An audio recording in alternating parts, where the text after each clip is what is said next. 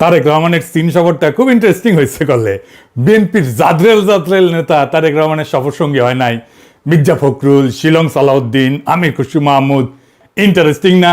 তিন ইন্ডিয়ান মালরে তারেক রহমান নেয় নাই, ইচ্ছা করে নাকি এটা কোনো বার্তা কে জানে।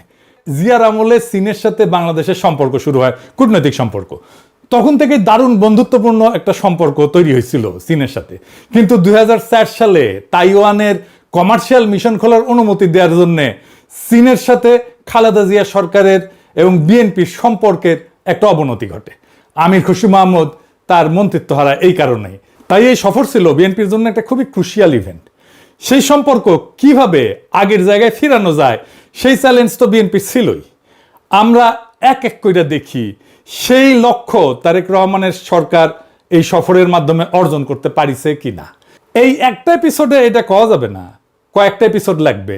তবে আমার ক্ষুদ্র ভাতার ভগিনীদের একটা রাষ্ট্রীয় সফরে কূটনৈতিক অর্জনের অ্যানালাইসিস কেমনে করা লাগে সেটা খুব ভালোভাবে বোঝা হয়ে যাবে।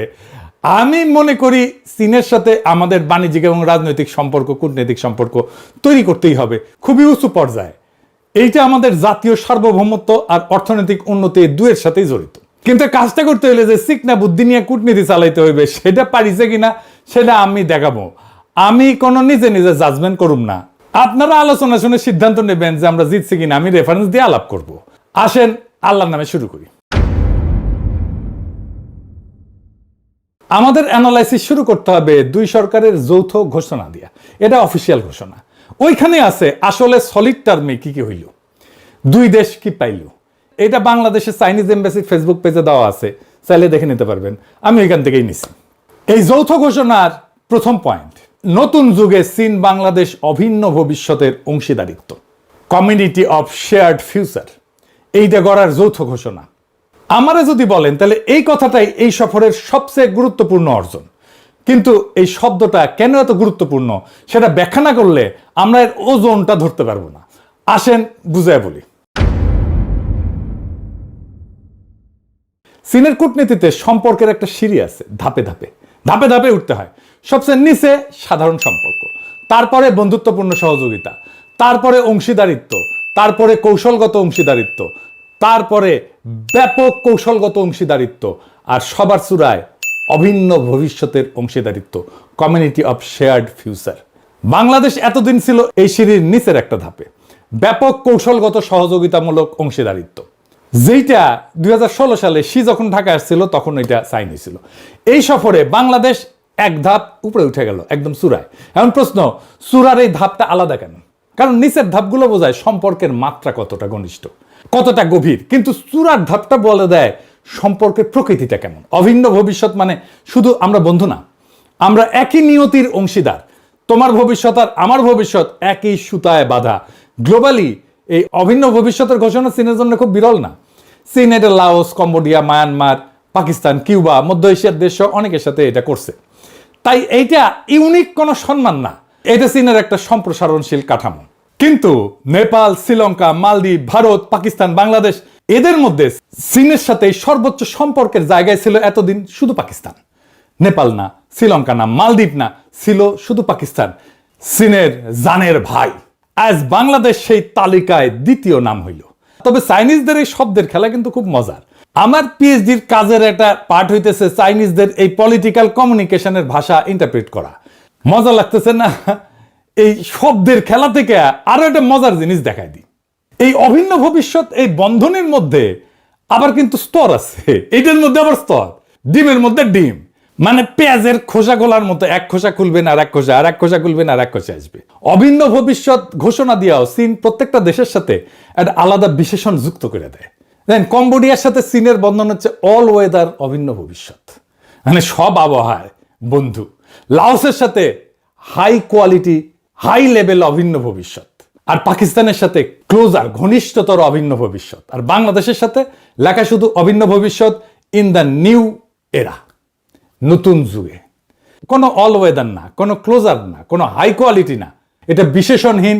এ community with a shared future for mankind in the new era. তো এই লেভেলে আছে কোন কোন দেশ? মিশর, Serbia, Solomon island, Kenya. Bangladesh এখন এই দলে যুক্ত হইল। মামা আমি না ফার্স্ট হয়েছি, আমি সোলোমন আইল্যান্ডের সমান জায়গায় গেছি। বাংলাদেশের সমপর্যায়ে মিশর, সার্বিয়া, সোলোমন আইল্যান্ড, কেনিয়া। কেউই চীনের এক্সক্লুসিভ শিবিরে না। মিশর আমেরিকার সামরিক মিত্র, উপসাগরীয় অর্থে নির্ভরশীল, একই সাথে ব্রিক্সের সদস্য। সার্বিয়া ইউরোপিয়ান ইউনিয়নের প্রার্থী, ইউরোপের কেন্দ্রে। কেনিয়া পশ্চিমা উন্নয়ন সহযোগী, IMF এর সাথেও আছে, একই সাথে চীনের বড় ঋণ গ্রহীতা। সোলোমন আইল্যান্ড ছোট একটা স্পেসিফিক দ্বীপরাষ্ট্র, অস্ট্রেলিয়ার নিরাপত্তা প্রভাব বলয়। তার মানে এই স্তরটা মতাদর্শিক কোনো ব্লক না। মিশর, সার্বিয়া, কেনিয়া কেউই চীনের শিবিরভুক্ত না, এরা সবাই মাল্টি অ্যালাইড। বাংলাদেশ এই অর্থে তাদের সাথী। তাইলে এই লেভেলে যাইয়া বাংলাদেশের লাভ কি? এক নম্বর লাভ একটা প্রকাশ্য পরিচয় ঘোষণা। চীনের সংজ্ঞা অনুযায়ী এই স্তরে ঢোকার মানে হইল আপনি চীনের community of shared future for ম্যানকাইন্ডের দর্শনকে স্বীকৃতি দিলেন। এখন আমার ক্ষুদ্র ভ্রাতা আর ভগিনীরা কবে, দাদা এই কমিউনিটি অফ শেয়ার্ড ফিউচার এটার মানে কি? এরা খায় না মাথার দেয়? আক্ষরিক অনুবাদ হইতেছে মানব জাতির অভিন্ন নিয়তির সম্প্রদায়। নামটা শি জিনপিং আনুষ্ঠানিকভাবে চালু করে 2012 থেকে 2013 সাল। আর 2017-তে এটা চীনের সংবিধানে কমিউনিস্ট পার্টির গঠনতন্ত্রে ঢুকে যায়। তার মানে এটা নিছক স্লোগান না, এটা চীনের আনুষ্ঠানিক রাষ্ট্রীয় মতাদর্শ। শি জিনপিং চিন্তাধারার কেন্দ্রীয় এটা স্তম্ভ। দর্শনটা কি? মূল দাবিটা হইতেছে পৃথিবীর সব দেশের নিয়তি পরস্পর সংযুক্ত, তাই একটা অভিন্ন ভবিষ্যৎ থাকতে হবে যেখানে সবার নিরাপত্তা, সবার উন্নয়ন, সবার সমৃদ্ধি ভাগ করা হবে। পারস্পরিক সম্মান, উইন উইন সহযোগিতা, সভ্যতার বৈচিত্র্য, কেউ পিছায় থাকবে না। এর সাথে যুক্ত শির 4টা গ্লোবাল ইনিশিয়েটিভ। কি কি? Global development initiative, GDI, global security initiative, GSI, global civilisational initiative, GCI, আর সাম্প্রতিক গ্লোবাল গভর্নেন্স ইনিশিয়েটিভ। কিন্তু আসল রাজনৈতিক বিষয়বস্তু একটা মোড়কের নিচে, একটা বিকল্প বিশ্ব ব্যবস্থার নকশা। পশ্চিমা উদারনৈতিক আন্তর্জাতিক ব্যবস্থার পাল্টা ব্যবস্থা। পার্থক্যগুলো দেখেন। পশ্চিমা ব্যবস্থা কি বলে? যে সার্বজনীন মূল্যবোধ আছে, মানবাধিকার, গণতন্ত্র, তাই না, যা সব দেশের জন্য প্রযোজ্য। চীনের শেয়ার্ড ফিউচার বলে প্রত্যেকটা সভ্যতার নিজস্ব পথ আছে, কেউ কারো মূল্যবোধ চাপাবে না। শুনতে উদার, কিন্তু এর কার্যকর অর্থ হইতেছে মানবাধিকার বা গণতন্ত্র নিয়ে আমার সমালোচনা করতে আসলে এটা আভ্যন্তরীণ বিষয় হস্তক্ষেপ বলে আমি দাগাই দিব। আমি এর পরের এপিসোডে চীনের পঞ্চনীতি নিয়ে কথা বলবো। শেয়ার্ড ফিউচার হইল পঞ্চনীতির আধুনিক বিশ্বায়িত সংস্করণ। দ্বিতীয়ত, এটা আমেরিকা কেন্দ্রিক বিশ্ব ব্যবস্থার বিকল্প। মাল্টিপোলার ওয়ার্ল্ড, জাতিসংঘ কেন্দ্রিক ব্যবস্থা, এই শব্দগুলা মানে আমেরিকার একক নেতৃত্বের অবসান। আর এমন একটা ব্যবস্থা যেখানে চীনের ভেটো ক্ষমতা আছে এবং প্রভাব আছে, এবং যেটা বড়। অর্থাৎ মানব জাতির অভিন্ন নিয়তি শুনতে সার্বজনীন, কিন্তু কাঠামোগতভাবে এইটা চীনকে কেন্দ্র রেখে একটা ব্যবস্থা। আচ্ছা, আবার আগের আলাপে ফিরে আসি। তো 2 নম্বর সুবিধাটা কি? এই জায়গায় ঢোকার, এই স্তরে ঢোকার প্রতীকী সুবিধা। কূটনীতিতে এই পরিভাষা কোনো কংক্রিট সুবিধা আনে না সরাসরি, কিন্তু চীন প্রতীক দিয়া কাজ করে। যখন চীন বলে তুমি আমার অভিন্ন ভবিষ্যতের অংশীদার, সেটা ভবিষ্যৎ লেনদেনের একটা দরজা খুলে রাখে। বিনিয়োগ, ঋণ, কূটনৈতিক সমর্থন, এটা একটা সম্পর্কের মর্যাদা যা পরে নগদে রূপান্তরিত হইতেও পারে, নাও পারে। 3 নাম্বার কি? আঞ্চলিক বার্তা। এটাই বাংলাদেশের জন্য সবচেয়ে তাৎপর্যপূর্ণ। দক্ষিণ এশিয়ায় এতদিন শুধু পাকিস্তান এই পরিবারে ছিল। বাংলাদেশ যোগ দেওয়া মানে ভারতের ঠিক পূর্ব সীমান্তে আর একটা দেশ প্রকাশ্যে চীনের পরিচয়ের কক্ষপথে ঢুকে গেল। ভারতের জন্য এটা একটা কৌশলগত উদ্বেগ, আর বাংলাদেশের জন্য এটা একটা লিভারেজ। ভারত পশ্চিম এদের সাথে দর কষাকষি যেতে কইতে পারবে আমার কাছে বিকল্প আছে। এটা একটা দেখানোর কার্ড থাকলো হাতে। এই পয়েন্টে আমেরিকার প্রতিক্রিয়া কি হইতে পারে সেটা নিয়ে পরের এপিসোডে আমি আলাপ করব। তবে পুরোটাই নির্ভর করবে বাংলাদেশের কূটনৈতিক মুনশিয়ানার উপরে। ভিয়েতনাম আমেরিকার সাথে ঘনিষ্ঠ নিরাপত্তা সম্পর্ক রাখে, আবার একই সাথে বিপুল চীনা বিনিয়োগ টানে, কারণ দুইটাই তার সামলানোর সক্ষমতা আছে। আমাদের আছে কিনা সেটা আমরা দেখব। এইবার আসেন 2 নাম্বার পয়েন্টে। 2 নম্বর পয়েন্টে লেখা আছে দ্বিতীয় বিশ্বযুদ্ধের ফলাফল রক্ষা, ফ্যাসিবাদী এবং সামরিকবাদী পুনরুত্থানের বিরোধিতা। এটার মানে কি? এটার মানে খুঁজে বের করতে হবে। মানে না বুঝলে হবে না। শুনে এটা মানে না বুঝলে এটা ভিতরে না ঢুকলে হবে না। এইটা আসলে চীনের জাপান বিরোধী অবস্থানের ক্ষেত্রে আমাদের সম্মতি নিয়ে নিল। কেমনে? এই শব্দগুলো নিরীহ শোনায়, কিন্তু নিরীহ না। একটু খুলে বলি, কারণ এটা না বুঝলে আপনি বুঝবেন না বাংলাদেশ এখানে কি সই করলো। সামরিকবাদী পুনরুত্থানের বিরোধিতা মানে এই শব্দটা চীনের কূটনীতিতে একটা কোড। কাকে নির্দেশ কইরা? জাপানকে নির্দেশ কইরা। চীনের বয়ানে জাপান হইল দ্বিতীয় বিশ্বযুদ্ধের একটা অপরাধী দেশ, যে এখনো ঠিক মতো অনুতপ্ত হয় নাই, আর যে আবার সামরিকীকরণ করতেছে। আর যৌথ ঘোষণায়, কায়রো ঘোষণা এবং পচদাম ঘোষণার উল্লেখ আছে। এটা একটা কোড।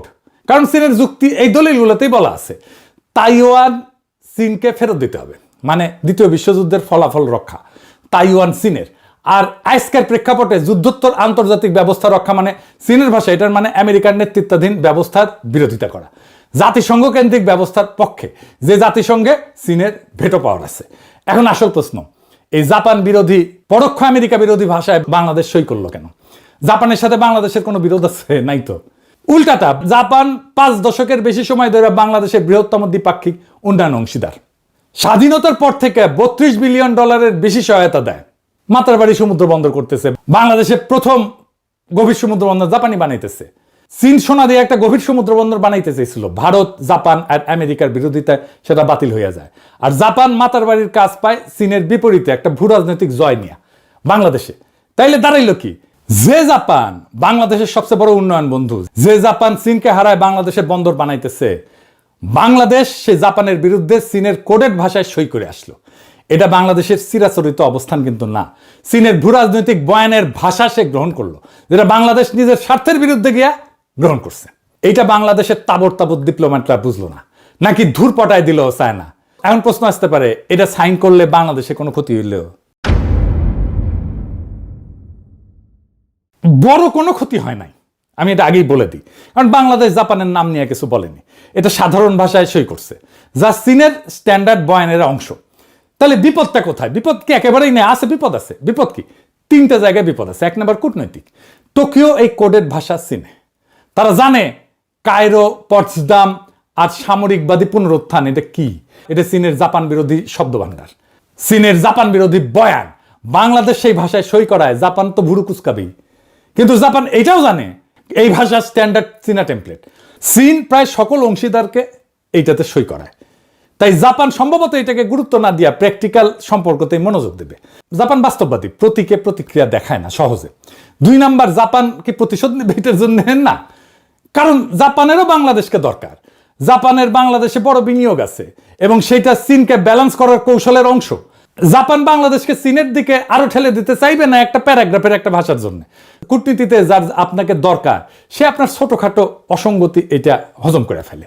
3 নাম্বার, এখানে কিন্তু আসল বিপদটা বিশ্বাসযোগ্যতার ক্ষয়, নির্দিষ্ট শাস্তি না। বাংলাদেশের আসল কৌশলগত সম্পদ হইল credibility as a balancer. Balance রক্ষা করে চলার যে ক্রেডিবিলিটি, এটা ক্ষতিগ্রস্ত হয়। সবার সঙ্গে কথা বলতে পারার ক্ষমতা, কারো পকেটে না থাকা, এই ধরনের ভাষায় সই করলে সেই ভাবমূর্তি ক্ষয় হয়, এটা দাগ পড়ে, কালো দাগ পড়ে। জাপান, আমেরিকা প্রত্যেকে একটা করে নোট লিখে দেবে যে বাংলাদেশ চীনের বয়ান গ্রহণে দ্বিধা করে না, এমনকি নিজের স্বার্থের বিরুদ্ধে যায়ও। একটা যৌথ ঘোষণা বিপর্যয় ঘটায় না, কিন্তু এরকম 10টা সিগন্যাল আসলে বাংলাদেশের নিরপেক্ষ ব্যালেন্সের পরিচয়টা এটা হারায় যাবে। এই কাজটা বাংলাদেশ অনেক করে ফেলছে আগে। আমেরিকার সাথে ট্যারিফ এগ্রিমেন্ট সাইন করছে, ওইখানে আবার চীনের নাম উল্লেখ করে নাই, কিন্তু সরাসরি আছে নন মার্কেট এন্টিটির সাথে কৌশলগত চুক্তি করতে পারবে না, মানে চীনের সাথে। ইরানের প্রধান নেতা নাম মারা গেল, ইরানের বিরুদ্ধে পরদিন বিবৃতি দিল বাংলাদেশ। সব চুক্তি আর সব বিবৃতি যেহেতু ইংরেজিতে লেখা থাকে, তাই বাঙ্গুদের মনে হয় টিকি লিখেছে, সাইন করে দিই। হজ্জা গ্রামে বিচার করছে, একদিন এক লোক এসে নালিশ জানাইলো, লম্বা করে নিজের পক্ষে কথা কইল। হজ্জা বলল, ঠিকই কইছো তুমি। একটু পরে বিপক্ষের লোক এসে উল্টা কথা বললো, হ্যাঁ নিজের পক্ষটা বোঝাইলো। হজ্জা ওকেও কইলো, তুমি ঠিকই কইছো। তো পাশে বউ বসেছিল হজ্জা, তো অবাক হয়ে কইল, এ কেমন কথা? একজন বললো এক কথা, আপনি বললেন সে ঠিক, আর একজন উল্টা কথা বললো, সে আপনি বললেন সেটাও ঠিক, দুইজনে তো ঠিক হইতে পারে না। হজ্জা একটু ভেবে নিয়ে কইল, তুমিও ঠিক কইছো। পরের এপিসোডে দেখামো এই চীন সফরে আর কি কি ঠিক বলিছে বাংলাদেশ। তবে আমাদের লক্ষ্য হবে বাংলাদেশ যেন কারো পকেটে না ঢুকা নিজের স্বার্থ রক্ষা করতে পারে। সেইখানেই বাংলাদেশের মুক্তি, সেখানে বাংলাদেশের জনগণের মুক্তি। ইনকিলাব জিন্দাবাদ, আজাদি জিন্দাবাদ।